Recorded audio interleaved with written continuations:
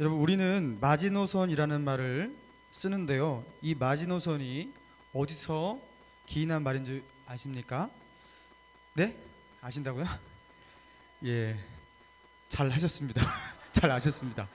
자, 세계 제1차 대전 때 독일과의 전쟁에서 밀려본 경험이 있던 프랑스가 그때와 같이 속수무책으로 당하지 않겠다라는 생각에서 독일의 무시무시한 전차의 공격을 방어해낼 수 있는 요새선을 구축하기로 작정합니다.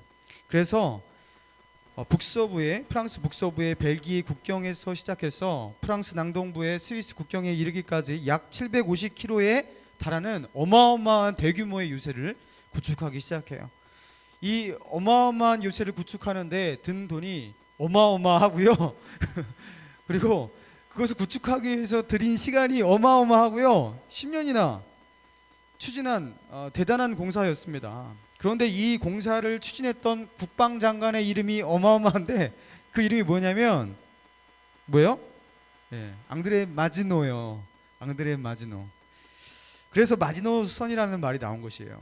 여러분, 이 마지노선이란 이렇게 마지노선을 만들었어요. 그런데 결과적으로 어떻게 되었냐면 절대로 독일군의 그 전차의 그 공격 가운데 뚫리지 않아야 될 최후 방어선으로 구축했는데 이 독일군이 어떻게 했냐면요, 이 마지노선을 뚫을 수 없다는 판단하에 우회 정책을 합니다. 우회해요. 그래서 뚫었어요. 그래갖고 결국에 또 밀렸습니다. 그래서 뚫리지 않아야 될 그 최후 방어선이 뚫려서 결국 또 패퇴하게 된 것. 여러분, 그게 바로 프랑스가 구축해 놓은 마지노선이었어요. 여러분, 이런 배경 속에서 만들어진 말이 바로 마지노선이란 말입니다. 그래서 오늘날 현대에 우리가 이 마지노선이라고 부를 때는 어떤 의미를 쓰이냐면 절대로 밀리지 않아야 될 최후 방어선 또는 양보할 수 없는 마지막 라인이에요. 여러분, 이게 마지노선이에요. 사랑하는 여러분, 이 마지노선이 우리 신앙 가운데도 있어야 하는 것이에요. 마지노선을 긋고 신앙생활 하는 사람이 있어요. 그런데 마지노선 없이 하는 사람도 있어요. 여러분, 신앙생활 하다 보면요, 당연히 침체할 때가 있습니다. 크리스찬도 때로는 낙심에 빠질 때가 있습니다. 항상 기뻐라 그러는데 기쁨이 없을 때가 있어요. 슬픔이 몰려오고 마음이 낭망될 때가 있습니다. 항상 성령 충만해야 된다는 것을 알지만 그렇지 않을 때도 있어요. 방황하기 싫죠. 그러나 어느 순간 보면 방황할 때도 있다라는 거예요. 여러분, 그러나 우리가 아무리 방황하고 침체해도, 그리고 우리가 바닥을 기어다니는 순간에도 여러분 절대로 넘지 않아야 될 마지노선을 구축해 놓은 사람이 있고요. 근데 그 마지노선이 없는 사람이 있다라는 거예요. 그런데 신앙의 최후 방어선인 마지노선을 딱 구축해 놓은 사람은요, 그 마지노선 속에서 난 더 이상 넘어설 수 없어 하면서 끝까지 내려가진 않는 거예요. 그래서 결국에 이 사람은요, 회복합니다. 그러나 이 선이 없는 사람은 바닥을 모르고 계속 추락하는 거예요. 그래서 그 사람은 일어설 때 너무 힘겹습니다. 여러분, 그래서 신앙의 최후 방어선을 가지고 있는 사람과 그렇지 않은 사람이 매우 큰 차이를 나타냅니다. 여러분, 오늘 본문 9절의 말씀 같이 한번 읽어볼까요? 9절입니다. 시작. 내가 너희에게 쓴 편지에 음행하는 자들을 사귀지 말라 하였거니와. 자, 고린도 전서의 편지 전에도 편지가 있었던 것 같아요. 바울이 그들에게 이렇게 말했던 것 같아요. 음행하는 자들과 너희 상종하지 마, 그들과 거래하지 마, 그들과 사귀지도 마, 이렇게 말했던 거예요.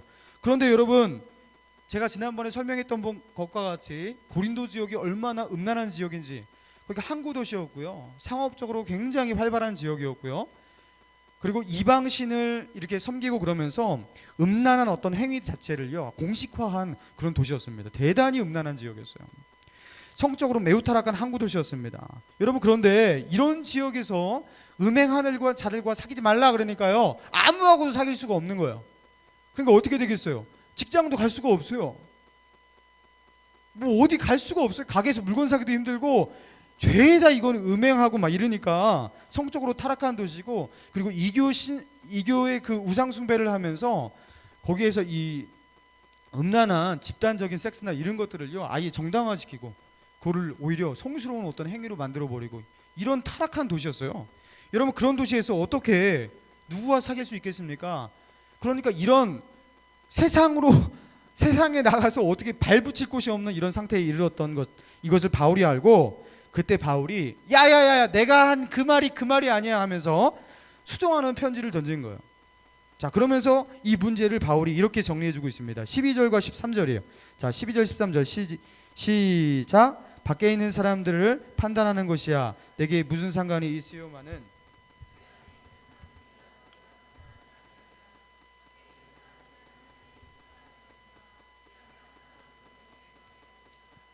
자, 바울이 여기서 밖에 있는 사람과 안에 있는 사람, 밖에 있는 것, 자, 이 밖과 안을 나누는 그 기준이 뭐겠습니까? 교회 밖을 말하는 거죠. 그러니까 교회 밖에 있는 불신자들을 대상해서야 그들을 향한 판단의 기준과 교회 안에 있는 사람 신자들을 향한 판단의 기준이 다른 것이지 얘들아, 이렇게 말하고 있는 것이에요. 한마디로 신자와 불신자를 향하는 이 잣대와 기준이 절대로 똑같을 수 있다 없다? 없다. 그리고 신자를 향한 도덕적이고 윤리적인 기준은 당연히 불신자를 향한 잣대보다 훨씬 차원이 높아야 된다, 낮아야 된다? 높아야 된다. 그러니까 불신자들이 그 음행하고 막 이러는 거, 그런 걸 가지고서 난 니네들과 상종하네 그러면요 어떻게 돼야 된다? 세상 밖으로 나가야 된다. 그러면요 우리는요 왕따가 되는 것이에요. 그 누구와도 이제 우리가 거래할 수 없는 거야. 그래서 바울이 지금 말하는 것은 나는 지금 교회 안에 있는 신자들을 향한 기준을 말하는 것이, 그렇게 말하고 있는 거예요. 자, 그러면서 자 10절 같이 한번 읽어봐요. 10절 같이 읽겠습니다. 시작. 이 말은 이 세상에 음행하는 자들이나 탐하는 자들이나 속여 빼앗는 자들이나 우상 숭배하는 자들을 도무지 사귀지 말라 하는 것이 아니니 만일 그리하려면 너희가 세상 밖으로 나가야 할 것이니라. 그렇죠? 세상 밖으로 나가려고 뛰쳐나가는데 우주밖에 없어. 이거 뭐 그렇죠? 그리스도인이 음행하는 것, 혼전 순결을 지키지 못한다는 것, 여러분, 그리고 혼회 정사를 한다는 것, 그렇죠? 여러분, 이건요 세상에서는요 어떻게 보면요 용납할 만한 것들도 있어요. 그렇지만 우리 교회 공동체 안에서 이것을 용납할 수 있다 없다? 없다라는 거예요. 용납할 수가 없습니다. 속여 빼앗는 것도 용납할 수 없어요. 그리스도인이 사기를 치면서 속여서 이득을 취해서 자기 배를 불리고 재산을 증식하는 그 모든 행위도 용납할 수가 없다라는 거예요. 그리고 우상 숭배를 절대 용납할 수가 없어요. 교회 안에서는. 자, 우리가 아무리 침체하고 약하고 신앙적으로 나약하고 떨어져도 자, 우리가 넘지 않아야 될 선이 있어요. 자, 점 보러 가면 안 됩니다. 예수 믿는 사람이 장난으로 점 보는 것, 정신머리가 있는 거예요, 없는 거예요? 예, 정신이 없는 거예요. 아무리 침체하고 내가 아무리 개념이 없어도 개념이 없는 수준이 그 정도까지 이르면 안 되는 거예요. 여러분, 예수 믿는 사람이 사주팔자 보면 돼요, 안 돼요? 예, 이건 굉장히 하나님 앞에 불신적인 거역의 행위입니다. 자, 운명의 주관자가 하나님이 아니라 다른 어떤 세상에 어떤 원리가 있다는 것을 전제하는 게 사주팔자예요. 근데 그것을 믿고 거기서 점괘를 치고 그것 때문에 좋아하고 안 좋아하고 여러분 이러면 돼요, 안 돼요? 자, 스포츠 신문에서 그거 퍼즐 맞추게 하고 뭐 거기서 오늘의 운세 보면서 오늘 뭐 이러면서 뭐 이거 해도 돼요, 안 돼요? 예, 안 돼요. 그런 거는 하면 안 되는 거예요. 그냥 그렇다네 하면서 뭐 그냥 볼 수는 있겠죠. 참고도 하면 안 되는 거예요. 우리는 그런 걸 전혀 믿지 않습니다. 자, 이런 제가 지금 말한 신자에게 적용되는 이런 마지노선, 여러분 이런 것이 당연히 불신자에게 적용되지 않습니다. 이거는요 신자에게만 적용되는 거예요. 바울은 만약 교회 안에 있는 신자 중에서 만약 이러한 넘지 말아야 될 이 선을 넘는 사건들이 발생한다면 어떻게 해야 한다? 그들을 어떻게 하라? 내어 쫓으라. 이게 무슨 소리예요? 출교 처분입니다. 자, 옛날에 카톨릭식의 방법은 파면이에요. 출교 처분. 그러니까 그 사람한테 징계를 가할 수 있는 최고 레벨의 징계, 출교입니다. 신림교회에서 당신 아웃입니다. 못 나오는 거. 이건 수찬정지 뭐 이런 거 아니에요. 뭐 몇 개월간 뭐 저기서 서서 예배 드리세요. 뭐 이런 것도 아니고 그냥 당신은 못 나옵니다. 그냥. 굉장히 무섭죠. 그러니까 우리 교단에서 출교 처분을 하면요, 우리 교단 소속의 모든 교회를 갈 수가 없어요. 자, 뭘 말하는 것입니까? 교회의 거룩함을 수호하기 위해서 세상의 죄악에 물들지 않고 또 교회가 교회다움을 지켜내기 위해서 그 교회의 거룩함을 지켜내기 위해서 출교 초본이라는 칼날을 들어서라도 교회는 이 거룩함을 지켜내야 된다 이거예요. 교회의 거룩함을 지켜내고 교회의 다음을 지켜내기 위해서 절대로 물러설 수 없는 마지노선을 여기 딱 긋는 거예요. 만약에 교회 안에 이 교회 안에서 일어날 수 없는 음행의 사건이 일어난다든가, 교회 안에서 속여 취하는 일들이 일어난다든가, 교회 안에서 그죠? 우상을 숭배하는, 그죠? 하나님도 섬기고 우상도 섬기는 이 더블 숭배의 사건들이 일어난다든가, 만약에 이런 일들이 일어난다면 그 사람은 출교 처분이다 하면서 물러서지 않는 그 마지노선을 긋는 것이에요. 사랑하는 청년 여러분, 이 바울의 이 메시지를 통해서 오늘날 저와 여러분에게 무슨 말씀을 하나님께서 하시려는 것이죠? 우리의 개인적인 신앙생활 가운데서도요, 절대로 물러서지 않는 타협과 조금의 양보도 할 수 없는 이 마지노선, 여러분 이런 것들을 긋는 신앙생활, 여러분 우리에게 필요하다는 것이. 여러분, 우리는 보이지 않는 영적인 싸움, 믿음의 싸움을 싸우고 있습니다. 이 영적인 싸움에서 승리를 쟁취하기 위해서 때로는 우리가 공격적인 전술이 필요해요. 자, 공격적인 전술이 무엇입니까? 천국은 침노하는 자의 것이라고 했잖아요. 그러니까 더 열심히 기도하고, 더 열심히 전도하고, 더 열심히 충성하고, 하나님 나라의 확장을 위해서 나를 희생하고 헌신하는 이 모든 것들, 자, 마귀가 벌벌 떨만한 마귀의 진영을 무너뜨리는 공격적인 전술이에요. 그렇죠? 단기 선교 이런 게 공격이에요. 그렇죠? 마귀는 거기 가만히 있는데 우리가 뛰쳐나가갖고 걔네의 땅을 막 밟고 그러는 거잖아. 공격 전술입니다. 자, 그런데 우리가 이 공격 전술만 있으면 안 되는 거예요. 방어적인 전략이 있어야 됩니다. 자, 내가 때로는 믿음이 침체할 때가 있어요. 내가 좀 낙심할 때가, 떨어질 때가 있어요. 내 인생에 굴곡이 있듯이 내 신앙에도 때로는 굴곡이 찾아올 때가 있다고요. 여러분, 그런데 이때 원수의 공격 가운데서, 내게 닥친 시험 가운데서 이 모든 것들을 방어해낼 이런 방어 전술이 있어야 되는 거예요. 내 믿음을 수성하기 위한 최후 방어선이 있어야 돼요. 나는 여기 이상은 절대로 넘어가지 않아, 후퇴하지 않아 하면서 선을 딱 끊는 그 선이 있어야 된다는 거예요. 더 이상의 후퇴를 용납지 않는 기준이 있어야 되는 거예요. 이게 마지노 라인입니다. 신앙의 마지노 라인. 여러분, 제가 지금 이렇게 말하는데 여러분, 이런 마지노선이 여러분에게 있습니까? 내가 아무리 침체해도 목사님, 저는 이 선은 넘지 않습니다. 목숨을 걸고 나는 이 선을 지킵니다. 여러분, 이런 어떤 마지노선이 있냐는 거예요.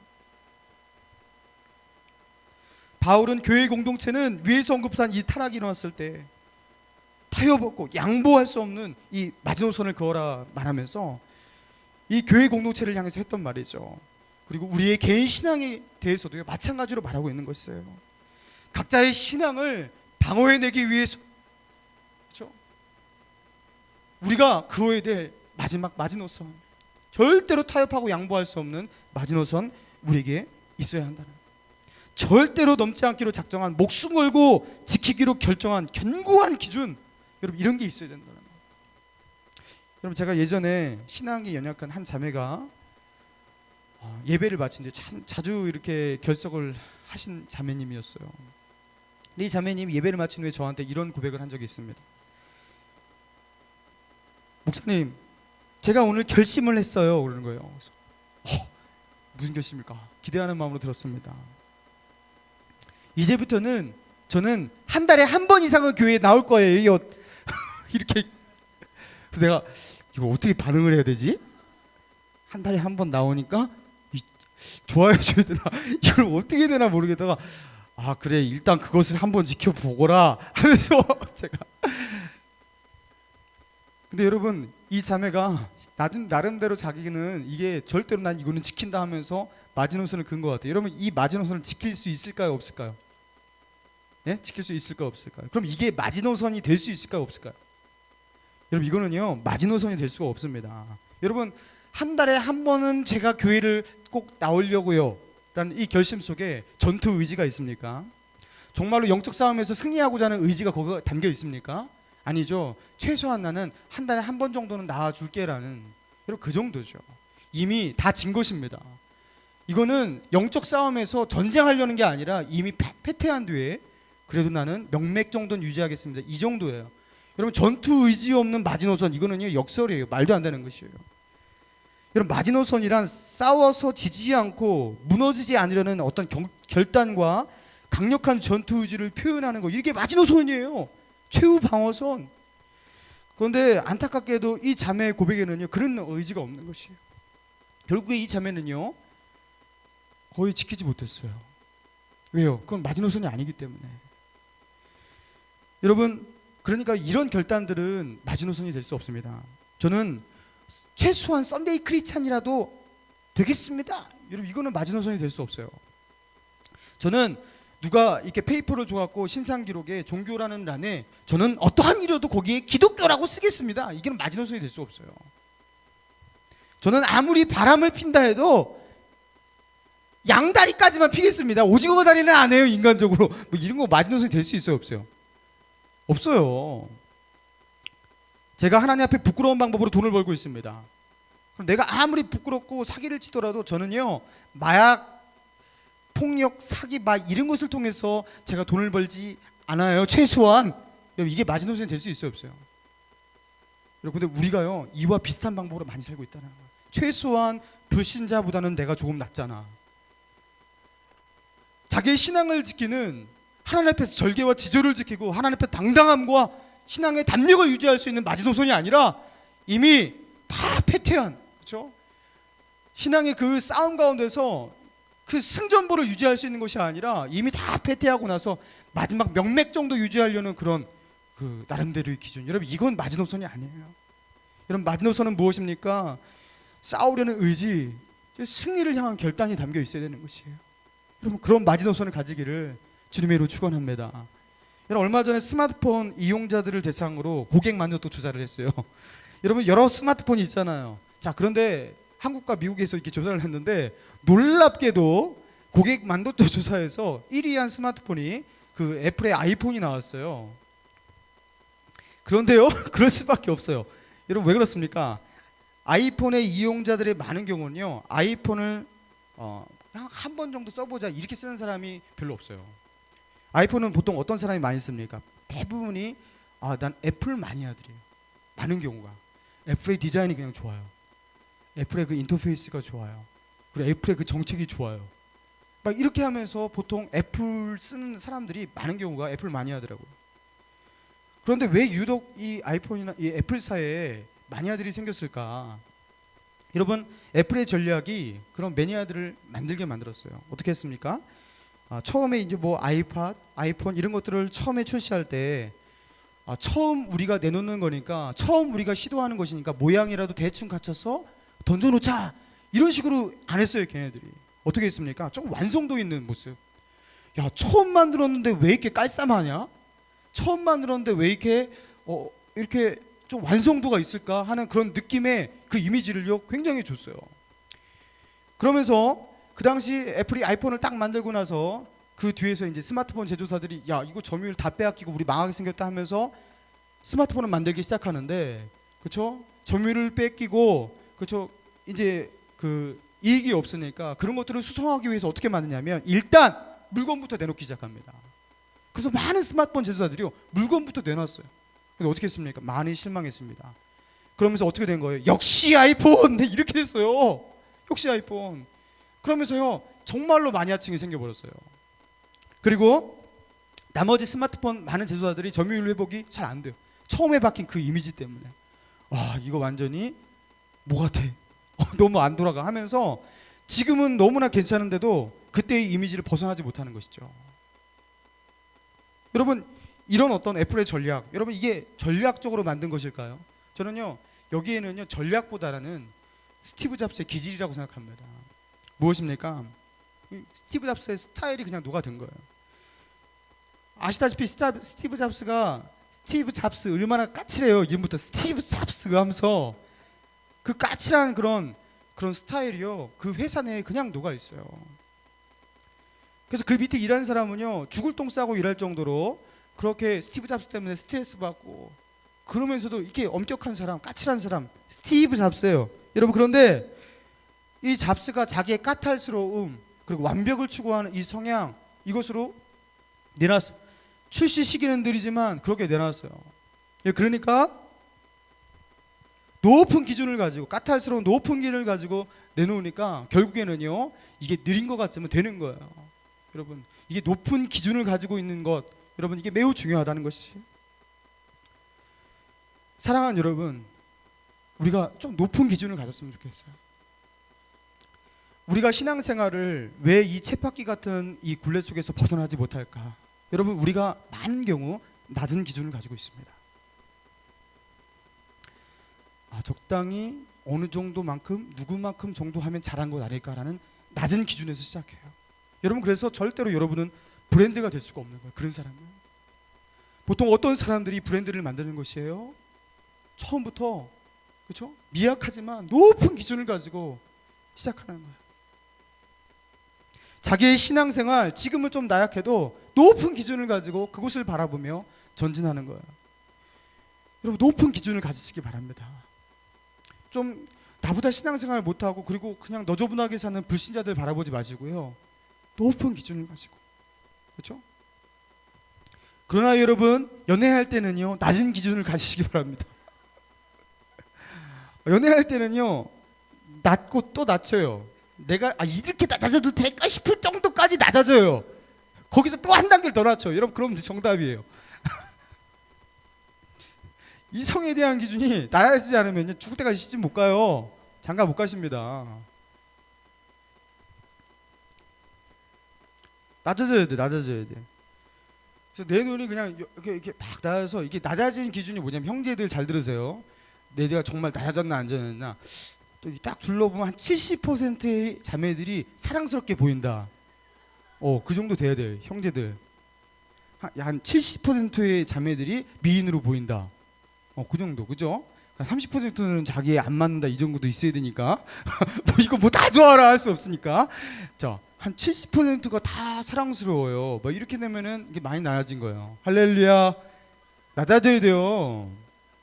제가 진짜 충격받았어요. 교육자들 이렇게 얘기를 하는데 이렇게 어떤 정도가 미인의 기준이냐 하면서 갑자기 그 얘기가 나왔어요. 예? 저는 미인의 기준을 모르니까 모 교육자가 상위 3% 이상에 들어야지 미인이래요. 그래서 이거 상위 3%에 들면 100명 중에 3명만 미인 소리 듣고 100명 중에 3명만 너 예쁘다 그러고 이게 뭐냐 이 세상에 왜 이렇게 더러운 세상이 다 있냐 그러면서 그냥 반 이상은 다 예쁘다고 해주자. 나는 그랬어요. 반 이상은 다 예쁘다고 해주자. 왜 이렇게 세상에 이게 그게 미인을 기준으로 그렇게 높여야 돼요? 왜 김태희만 예뻐야 돼요? 신앙이 왜 이렇게 그게 높아요 그게? 교육자들이고 또 웬만하면 그냥 다 이쁜 거지. 할렐루야. 다 이쁜 거예요. 여러분 진짜 대부분 이쁘거든요. 진짜 이 농담이 아니에요 진짜로. 제가 왜 청년 시절에는 이렇게 이쁜 자매들이 없었나니까 하면서 다 이쁘세요. 다 이쁘세요. 자매들도 낮아져야 됩니다. 왜 이렇게 조건들을 많이 보십니까? 형제로 안 느껴져요. 뭐 형제로 느낄 만큼 막 이렇게 콩닥콩닥 뛰는 형제가 세상에 얼마나 많다고. 그냥 같이 지내다 보면 정들고 멋있어 보이고 그 사람의 그냥 숨었던 매력이 발견되기 시작하면서 더 사랑하게 되고 막 이러는 거지. 어떻게 그런 사랑이 있습니까? 다 판타지예요. 그런 사랑 별로 없습니다. 연애에 대한 기준을 낮추셔야 돼요. 그러니까 안 되는 거예요. 좀 다른 것 좀 보지 마세요. 갑자기 연애학 개론이 됐어요 이거. 다른 기준 좀 보지 마세요. 낮추세요.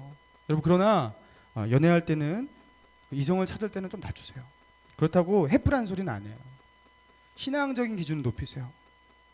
교회에서도 이렇게 할 때 다른 거 보지 말고 신앙 보세요. 제가 보니까 믿음 따라 결혼하면요 다른 부분 뭐 학력이라든가 능력이라든가 어떤 조건에 있어서 차이 나서 언밸런스하다 행복할까 과연 저거 될까 싶었는데 돼요. 믿음이 갖추면 되더라고요. 행복하게 잘 살더라고요. 모두가 다 아니라고 해도 돼요. 저하고 제 아내 사귈 때 매우 언밸런스하다고 신학 동기들이 다 이상하다 니네 헤어질 것 같다 다 이랬어요. 축복을 못 받았어요. 여러분 되잖아요. 얼마나 행복한데. 다시 태어나도 영겁을 태어나도 우리 아내는 나하고 결혼하는데 과장 섞어서 그렇대요. 돼요. 얼마나 행복한데요. 저도 너무 만족하고요. 여러분 신앙적인 것이 가장 중요합니다. 그거 맞으면요 웬만하면 오케이 하고 되는 거예요. 할렐루야. 자, 여러분의 부모님이 가지고 있는 세속적인 세계관 속에서 녹아든, 야 그래도 이런저런 조건 따져야지, 살다 보니까 이런 것도 중요하고 저런 것도 좋아하고 사람이 뭐 인성도 매우 착해야 되고 뭐 이런 거 보면서 별 소리를 다 하는데, 자 세속 가운데 녹아든 우리 부모님이구나 하면서 이해해 주세요. 따박따박 말대꾸하면서 부모님 엄마가 어떻게 그런 소리 했어? 그분은요 그럴 수밖에 없어요. 이해해 주세요. 그리고 여러분은 그렇게 살지 말라는 거예요. 여러분 좀 신앙적인 기준을 가지고, 높은 기준을 가지고 형제를 만나고 자매를 찾아보세요. 그러면 하나님께서 내가 구하지 아니한 것까지 주실 줄로 믿습니다. 여러분 신앙적 기준을 높이라는 거예요. 여러분 낮아지면요 망하는 거예요. 세상과 싸워 이기기 위한, 세상에 굴복지 않고 싸워 승리하기 위한, 만약에 내가 후퇴를 한다 해도, 신앙의 후퇴를 한다 해도 내가 여기만큼은 내가 후퇴를 할 수 없지라고 목숨 걸고 지켜낼 만한 신앙의 마지노선, 최후 방어선이 있어야 된답니다. 그 기준이 있어야 되는 거예요. 여러분 사사기에 등장하는 삼손을 보십시오. 삼손이 블레셋에서 이스라엘 구원하고 이스라엘의 영적 지도자로 잘 행사를 했어요. 이스라엘의 리더였고요. 그리고 태어나면서부터 하나님께 구별된 거룩한 나실인이었습니다. 정말로 삼손은 블레셋과 많이 싸웠고요. 많은 위기에서 이스라엘을 구원해냈어요. 여러분 그런데 삼손에게 부족한 것이 무엇이었습니까? 삼손에게 부족한 것이 무엇이었어요? 삼손은요 신앙의 마지노선이 없는 사람이에요. 그래서 그가 때로는 신앙의 침체 가운데 있어서 여자에게 팔려갖고 자기 신앙의 바닥을 기고 있을 때 어디까지 내려갑니까? 딜라의 그 무릎 베개를 하고서 그쵸? 매일같이 그곳을 드나듭니다. 뭐예요? 성적으로 넘어졌어요. 넘지 말아야 될 선을 넘었어요. 그러면서 어떻게 됩니까? 자기가 하지 말아야 될 말을 하게 되었어요. 고백하지 않아야 될 비밀을 고백하게 되었어요. 그는요 마지노선이 없는 사람이에요. 자, 신앙이 좋을 때는, 뜨거울 때는 엄청나게 뜨겁죠. 성령 충만해서 하나님 주신 힘을 발휘하고 능력을 발휘하고 세상을 구원하는 사람이 삼손이었습니다. 그러나 내려갈 때는요 한도 끝도 없이 밑바닥으로 내려가 건져낼 수 없을 만큼 내려가는 사람 삼손이었어요. 마지노선이 없는 사람, 기준이 없는 사람, 그렇죠? 자기의 신앙을 지켜내는 최후 방어선도 없는 사람, 여러분 그런 사람이 삼손이었습니다. 여러분 또 이렇게 신앙의 마지노선이 없던 인물이 누구였어요? 사울입니다. 그는 회개할 기회가 여러 번 있었어요. 다시 일어설 수 있는 기회와 회개의 시간 하나님이 숱하게 주셨습니다. 그러나 그는요 한 번 떨어지는데 한없이 계속 떨어졌어요. 계속. 마지노선이 없는 사람의 특징이에요. 사울이 성령 충만하지 않았던가요? 그가 하나님의 음성을 안 들었던가요? 그가 체험이 없는 신앙이었던가요? 여러분 그 누구보다도 그런 것들이 있었어요. 그런데 자기가 꼭 지켜야 될 마지막 기준선이 없는 사람, 그 사람은요 떨어질 때 한없이 떨어지는 것이. 여러분 제가 고3 때였습니다. 여느 고3과 같이 저도요 고3을 힘들게 보냈어요. 제가 조금만 열심히 공부하니까 성적이 잘 오르더라고요. 수능 점수가 잘 오르는 거예요. 그러다 보니까요 1시간이 아깝게 열심히 후회 없이 하늘으로 부끄러움 없이 그렇게 고3 때만큼은 공부를 했던 것 같아요. 자, 그런데 그렇게 공부하다 보니까요 어떤 생각이 드냐면 주일 시간이 아까워지더라고요. 자, 이 시간에도 내 친구들은 공부하고 있을 텐데, 나의 경쟁자들은 공부하고 있을 텐데, 그런 생각이 듭니다. 그리고 그때 마침 저희 학교는요 이렇게 빡세게 공부하시기로 유명한 학교인데 주일날에도 와갖고요 오전 9시부터 저녁 6시까지 자율학습을 시켰어요. 주일날에도 강제 자율학습이었어요. 그래갖고 안 오면요 메타작하고 그랬어요 월요일날. 그런데 이렇게 메타작을 맞으면서 선생님과 반목을 하면서, 그리고 공부도 이렇게 주일날에는 포기하면서 내가 주일날 오전 11시에 있는 그 고등부 예배를 내가 왜 드려야 할까, 꼭 그런 생각이 드는 거예요. 새벽 예배 5시 그거 드리고 가면 안 되나? 아니면은 오전 9시에 하는 어른 예배 드리고 조금 빨리 가면 안 되나? 왜 우리 전사님은 고등부 예배를 꼭 나야 한다고 할까? 도저히 이해가 안 되는 거예요. 그런 갈등 가운데 싸우다가 고등부 전사님을 찾아갔어요. 나이가 지긋하신 전사님인데, 전사님 제가 예배를 드리는 건 알지만 제가 왜 꼭 고등부 예배를 드리는지 저에게 분명한 이유를 주십시오. 딱 그랬어요. 그러니까 전사님이 저한테 묻더라고. 너 고등부냐 장년부냐 그러더라고요. 그래서 고등부입니다. 그러니까 고등부 예배를 드려야지. 그런 거에서 그런가? 그러면서 하다가 이게 설득이 안 되는 거예요. 논리적으로는 그냥 고등부니까 고등부 예배를 드리지 이렇게 됐는데 이게 심정적으로 설득이 안 되는 거예요. 그래서 고민을 했습니다. 이거 도대체 왜 내가 꼭 드려야 될까? 그러면서 고민을 하며 기도할 때 하나님께서 주신 깨달음이 있었어요. 그게 무엇이냐면 주일은 주님의 날이다. 단순한 깨달음이었어요. 주일의 주인은 내가 아니라 하나님이고 주님이시다라는 거. 예수 그리스도를 중심으로 사는 한 날이 주일이에요. 우리가 주일이라고 부르는 것은 주님의 날이기 때문에 주일이라고 하는 것이에요. 근데 내가 그날 메인적인 이벤트를 공부로 하면요, 주님의 날이 안 되는 거예요. 자, 내가 공부를 위해서 예배를 서브로 돌리는 것, 이건 주일이 아니에요. 주일을 어긴 것이에요. 그래서 나 예배 드리고 피크닉 갖고 하루 종일 놀았다. 주일 성수 어긴 것입니다. 자, 메인 이벤트가 뭐여야 된다고요? 주님의 것이에요. 주님이 주인공이 되어야 돼요. 나는 서브, 내가 가지고 있는 모든 것들은 짜투리, 그리고 하나님을 예배하는 것, 주님을 위해 일하는 것, 이것이 메인이 되는 날이 주일이에요. 그렇게 생각하니까 정리가 딱 되더라고요. 그래, 메인 이벤트는 예배지. 그럼 내가 드릴 수 있는 가장 맑은 정신으로, 가장 귀중한 시간으로, 그리고 성도회가 교제할 수 있고 하나 될 수 있는 그런 예배의 시간 내가 지켜내야지. 당연한 건 아니겠어? 하면서 딱 정리를 했어요. 그리고 1년 동안 쫙 보냈습니다. 그래서 저는요, 그때 주일 성수 개념이 잡히고서요, 그때부터 죽어도 주일 성수 지켜요. 저도요, 대학교 때 방황했습니다. 어떻게 강 목사가 저렇게까지 방황할 수 있을까 싶을 정도로 3달 동안 방황을 했어요. 그런데요, 주일날도 몇 번 빼먹은 적이 있었어요. 사실 한 2번 정도 빼먹은 적이 있어요. 그런데 이건 아니다 싶어갖고요, 주일을 계속 지켰어요. 하나님을 믿느니 안 믿느니 할 정도로 방황을 했는데 제가 그래도 주일은 지켜야지 하면서 주일을 지켰어요. 여러분, 그런데 어떻게 회복된 줄 아세요? 제가 지켜낸 그 주일이 나를 회복시켜요. 어느 날 들리는 그 담임 목사님의 들리지 않던 그 말씀이 나를 딱 꽂혀갖고 회복시켜요. 제가 마지노선이 있어서 그래도 살아나는 것이지, 그 주일 성수라는 마지노선이 없었으면요, 저는 거기서 끝나는 거예요. 저희 어머니 그리고 주일학교 선생님, 그 전사님이 나에게 자, 주일 성수는 목숨을 걸고 지켜야 돼, 마지노선이다, 이거 안 가르쳐줬으면 그 방황의 시간 동안 저는 끝났습니다. 그거 지켜내서 살았던 거예요. 마지노선이 이렇게 중요한 것입니다. 그런데 우리는 마지노선이 없는 시대에 살고 있어요. 지난주에 저는 충격을 받았습니다. 예수 믿는 사람들이 주일 성수를 너무 쉽게 포기하는 모습을 보게 되었어요. 여러분, 어떻게 교회에서 장로님, 권사님, 집사님이 주일 성수를 포기하고 피크닉을 갈 수가 있죠? 여러분은 제가 지금 이렇게 하는 말 자체가 황당합니까? 전 너무 황당했어요. 분통이 터지더라고요. 어떻게 그럴 수가 있죠? 여러분, 주일 성수가 여러분이 즐기는 엔터테인먼트보다 못합니까? 여러분이 가는 해외여행만도 못합니까? 우리의 선조와 우리 조상들이 이 주일 성수를 지켜내기 위해서 일본 순사들이 주일날 나오는 놈 다 잡아가려고 지켜놓고 거기 뒤에 서 있어도요, 주일 성수 시키려고 목숨 걸고 거기 갔어요.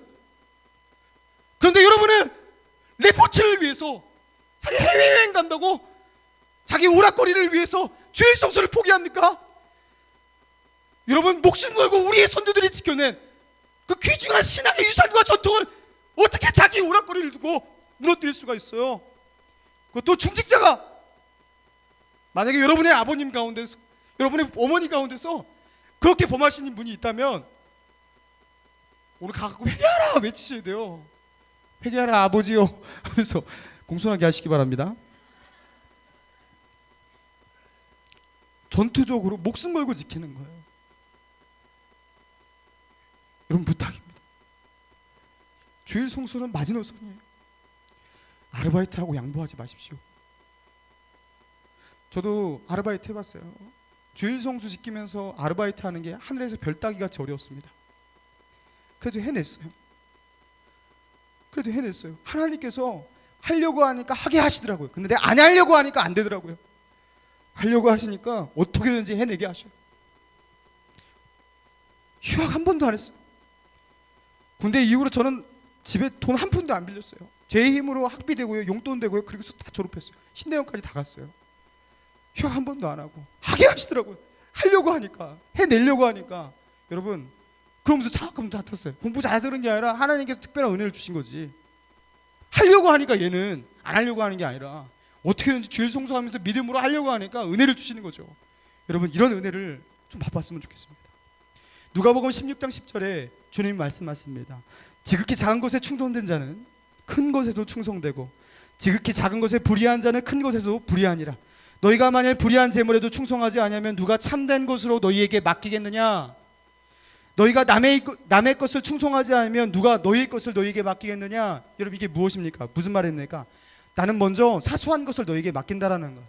그리고 그 사소한 것에, 작아 보이는 것에 충성하는지 충성하지 않는지를 내가 달아보리라는 거예요. 그리고 그것에 충성하는 모습을 보일 때 너희에게 큰 것을 맡기기 시작한다는 거예요. 여러분 하나님은요 순서를 반대로 진행하십니다. 사소한 것에 충성된 자는 반드시 큰 것에서 충성되게 있어요. 여러분 그렇죠? 어마어마한 큰 프로젝트를 맡고 매우 귀중한, 누가 보기에도 귀중하다고 생각하는 그 일을 맡고서 매우 귀찮게 여기거나 그것을 매우 불충한 사람, 여러분 이런 사람은 없을 거예요.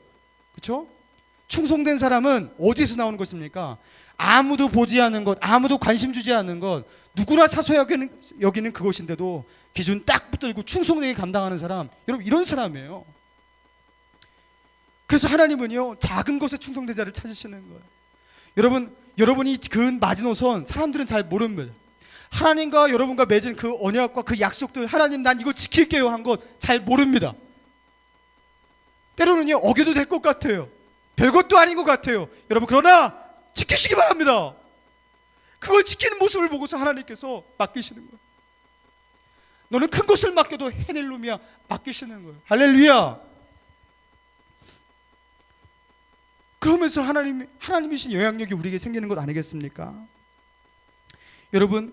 여러분이 세운 여러분의 최후 방어선, 그것을 절대 작게 보지 마세요. 기도 안 해도 되잖아. 기도하기로 했는데 오늘은 그냥 내가 세운 거니까 내가 어겨도 되잖아. 여러분 이러지 마세요. 내가 하기로 한 것 충성되게 지켜내세요. 저는 얽매이기 싫어해요. 제약을 싫어해요. 전 자유로운 청소년이 좋아요. 여러분 그런 분이 있습니까? 아무리 자유가 좋아도 마지노선도 없는 자유는 자유가 아니라 방종입니다. 뭔가 은혜가 충만할 때는 괜찮겠죠. 하나님 주신 은혜 속에서 그죠? 눈물이 흐르고 감격이 있고 기도의 응답이 있을 때는 괜찮겠죠. 그러나 하나님께서 그것을 거두어 가실 때, 고난의 터널을 지날 때 여러분 그 사람은요 끝없이 추락하게 됩니다. 여러분 그래서 우리가 이 본문의 말씀 앞에서 선을 그어야 돼요. 하나님, 내가 이제는 이 선을 넘지 않겠습니다.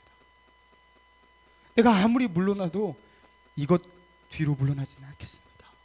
하나님, 내가 지켜내겠습니다. 여러분, 이런 최후의 신앙의 마지노선을 가질 수 있는 저와 여러분 되기를 주님의 이름으로 축원합니다.